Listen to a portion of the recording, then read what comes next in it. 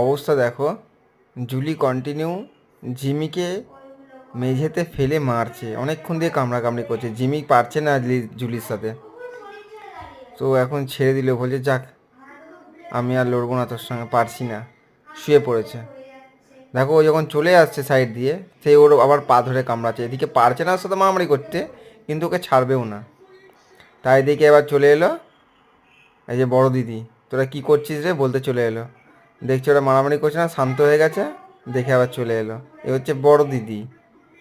দেখো জুলি আবার মারবে ওকে, দেখো শুধু জুলি জুলি শুধু পা কামড়াতে যাচ্ছে। দেখো আমি বারণ করছি তোরা করিস না, মারামারি করিস না, শুনছেই না। কতবার বলছি মারামারি করিস না রে, তোরা লেগে যাবে লেগে যাবে। জুলিকে দেখো, জুলি কেমন ঘাড় ধরে নিয়েছে ওর, দেখো পুরো গলার চিপে কামড়াচ্ছে ওকে। তোমরাই বলো এটা কি ঠিক করছে, ওরা বলো।